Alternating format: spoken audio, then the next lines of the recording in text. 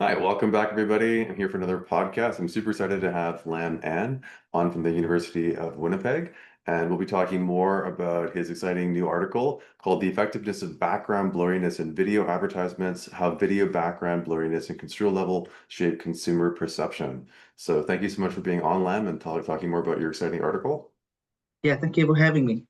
Yeah, I think this is super interesting. I like one of the things that I think is really interesting about video is that we just don't see a lot of research on it because it is more complicated to go through and take a look at. But everything I think is really shifting toward video. And so I'm Yeah. really eager to talk more about your article. To start off, for people who may not have seen this yet or come across it yet, could you kind of give us a quick overview of what it is that you're looking at in this article, and then also what some of your high-level findings are as well too? Thank you for first of all for your interest in our article. In this article, from a broad overview, we look at how background level, either blurry or clear background, influence consumer perceptions of psychological distance, representation of the focal image. So we found that for blurry background, so think of next time you take a photo and you take a portrait mode, it blurry, but it brings the focal object closer to the audience when you take a portrait mode photos. According to Construal level theory, it's make processing fluency with concrete message. Those message with lower level construal, like message that is have more details, message that are more urgent, happening in the near future, Mhm. message or conversation with people who are more similar or closer to you, social construal level. On the other hand, when the background is clear, it brings the focal object further away from a representation level to the audience. Mm. So it fits better. It's more fluent to process with objects or with message that are at a higher level of processing, such as more abstract message with less details, or things that are more strategic, like a strategic meeting, not a lot of numbers, or things that are happening in the far futures, like retirements or investment, things with people who are not as similar to you, things that are less likely to happen. So we found that when you can combine the background level with the right representation of message, it creates a better fit, and it creates a higher level of fluency in processing the consumers, which lead to higher advertising effectiveness. That's really cool. I think it's a really neat idea. And I think, we've seen work looking at like congruence with like the TV program that you have an ad in or other things like that. But I think just looking at like the fit of the actual video technique with what it is that you're going through and looking at is quite neat. Yeah. Yeah, awesome. Thank you. So I guess you outlined a lot of like really kind of, I guess, interesting categories and types of messages that fit well with either that blurry background or like having that clear background. Anything else that you might think is really important to highlight for advertisers or marketers in terms of your results? Yeah. Yeah, I think advertisers have to think carefully about what kind of background, what kind of message they are displaying, so that in this very cluttered advertising world, when consumers have to process a lot of informations and noises, it makes it easier for them to process a message or the main point or the brand that they are trying to convey, right? So I think um, our message to advertisers based on our findings is that if they are trying to share a lot of details, um, they should, or a more concrete level message, something urgent in the near future, they should use a Hmm. clear background. So a blurry background, sorry, so that a customer can focus on the details. For example, let's think of a car advertisement, for example. Right. Uh, Everyone know the Lincoln advertisement with Matthew McConaughey. He's just Yeah. driving in the abyss. He just say, I don't do this to be cool. I don't do this to make a statement. I just like it. So that's a very abstract, no, not a lot of details. Yeah. And we suggest that it's a clear background would work better with that kind of ad that try to connect with consumer emotionally. So more emotional. Yeah. Would With you the would you ads, consider sort of just like brand building as well too to kind of fit in that brand category? building, Yeah. equity, like this is for family, things like that, right? Compared to ads of a Hyundai Elantra or a Toyota Prius where they, oh, it's high fuel efficiency, we offer this discount, numbers, very focused, then a blurry background would help consumers focus more and process the numbers and the details a little bit easier. Similarly, with investment or retirement, something in the far future that consumers are thinking, a clear background would be better rather than something like call now to get the best deal Right. or something like that. Or, you know, when you chat with not only advertising, but even salespeople when they think about something in the future, something closer in board meeting, when you are discussing strategic big pictures compared to when you are discussing the monthly numbers for today. Same to interview. So it applies really to videos everywhere, like you mentioned. So it applies to a lot of contexts and situations. Yeah, that's really interesting, right? I guess I'm wondering as well too, like, does it kind of map to like the consumer journey at like a very sort of like rough level? Because I imagine like as you get toward purchase closer, it's usually more concrete. You know, there's a deal, there's a limited time offer, stuff like that. Whereas maybe Yeah, earlier the concrete funnel message. is True. more abstract generally, or is that not the case? I'm Yeah, not sure. Yeah. and that's where, I mean, I guess you'll be getting at where some of these challenges and direction for future research later.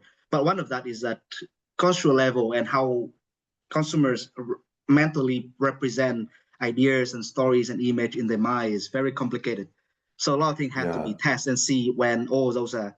It's not as easy and simple as concrete message or abstract message, right? Usually in a message, there's a mix of Yeah. all of them. So what is the optimal level of blurry or concrete, or what kind of message is optimal at this point is a challenging idea. I guess in this article, we try to pinpoint the effect, but in reality, with all the noise and Right. combinations of all these above, it's a lot more complicated. Yeah, no, definitely. Well, let's jump to that and talk about future research then. So like you mentioned that the complexity of this, right? Are there other sort of, veins or areas you think would be useful to kind of jump to or look at after to follow up on your article? Yeah. Yeah, I think there's a lot of combinations or boundary conditions or confounding factors that we should look at. You know, the spokesperson, different kind of voice over, sound, auditory level, what kind of music can trigger people to think short term or long term. And I think ultimately advertisers or salespeople want people to make decision now. So they don't Right. really a lot of time care about far future. So is there something that we can override a lot of these mental representations? Is that music? Is that audio? Is that some kind of message that trigger a more near future construal level we want to control Hmm. for sake of a better, for sake of for like a better word, not saying the advertisers are evil, but they do want to control the audience to think the way they want them to think. Like playing Yeah. Christmas music in October, it's very far away, but they make it seems like it's coming very very soon, Yeah. so that people can start purchasing the pumpkin spice latte or that smell that trigger consumers to think that Christmas is coming very soon. I have to make the purchase right now. So I think all these Yeah. different multi-sensory environment um, can open a lot of avenue for future research, combining with availability of biometrics measures now, in addition Hmm. to cell report, can help us measure these thoughts and eye tracking and attention a lot more accurately, and help us make more actionable recommendations to advertisers and audience. Yeah, definitely. Yeah. I'm wondering as well too, just as this may be a totally left field idea, but I'm wondering like does screen size you think can moderate at all? Like whether it's a TV Probably. versus like a phone or something, or like there's all these different screen sizes we look at nowadays too, or does that not really matter? Or I think it does in the sense of not in terms of size per se, but in terms of the focus of the attention of the consumers, right? Like I'm chatting with you, for oh, for example, or sure. you are Like in the a lean in, on lean a back. meeting, Yeah. or lay back on the couch watching TV. I think those are definitely the motivation level, the focus, things like that can have influence as well. Yeah.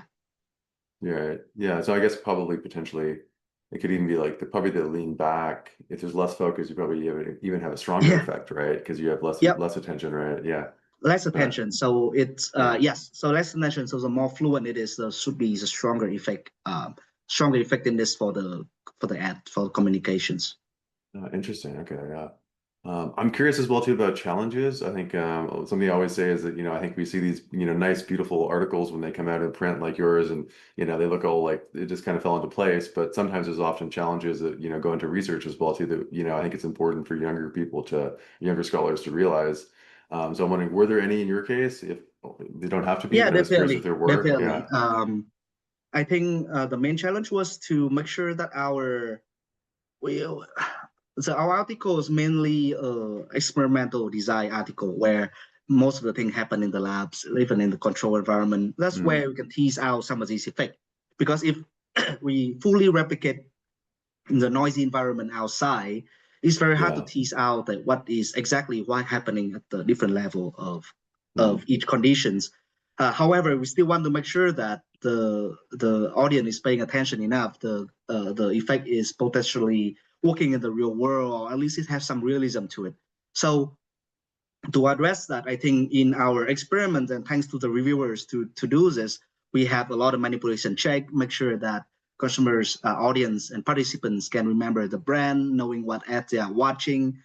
We measure exactly how many seconds they watch the ad, they spend watching the ad. mm, We have a field study on meta A/B testing, on replicating this the same stimuli, and we measure click-through rate via meta A/B testing. So it's not perfect, but I think the combination show us that it's both rigorous, showing the effect at the control lab level, but also at the same time showing that the effect replicate in the field environment as well, which is not easy when you yeah. think about how many people pay attention to advertisements these days compared to when you are making them watch the ad based on an experiment that they are paid for. Right. Yeah. But I think it's a really nice combo. I love seeing situations where you have those lab experiments that really get at that clean internal validity, and then also a real world or field study that does show that it does actually exist even with those other sort of factors at play. It's a nice, really powerful combination to show both. Yeah. Yeah, I think that's very important, and that's where the field is probably heading to. Is the demonstration of external validity is Yeah. extremely important, even to a limited extent, because it's only click through, right? It's not we. It's very hard to Yeah. measure to Yeah. consequential outcome, but it's still some sign that is the effect is working. Yeah, that's great. And then finally, I'm curious as well too, like about where you got the idea for this. Like, were you just looking at ads one day and saw, noticed the backgrounds and stuff, or was it something else that led you folks to this, or? I mean, like you mentioned, it's not a lot of video advertisement research, and video is just everywhere. That make me feel old because when you chat with those students and everyone is not watching more than 20 seconds of any video content. Yeah. We used to watch on YouTube, and students right now are Instagram Reel, Facebook video, Snapchat, um, TikTok for sure. And even in 2016, Mark Zuckerberg from Meta has already predicted that video is going to be superior to text through Mm, image. Video is going to be the future of advertisement, at least in the meantime. So I think it's very important to research how consumer process video and audio combinations rather than just an image or a text advertisement, which is not as popular anymore. In yeah. addition, I mean, the idea probably come from the COVID time where we had meetings, and when we see someone with a blurry background, what is they hiding, or is a clearly Yeah. background, and we just wonder what works because there's mixed recommendations. Say you should leave it clear, you should leave it blurry, and then we wonder what works. So it really bringing in that external observation of how things are in the real world with what the gap in the literature is to really try to find out what can be managerial recommendations and contribute to theory as well. Yeah, it's a great combo. Well, yeah, thank you again for, doing the cool work that you're doing and for, of course, coming on. And hopefully we'll get more exciting, video ad research coming out from you and your team. Yeah, for sure. Thank you so much. Yeah, well, have a great rest of your day and thank you again. Yeah. Yeah, thank you.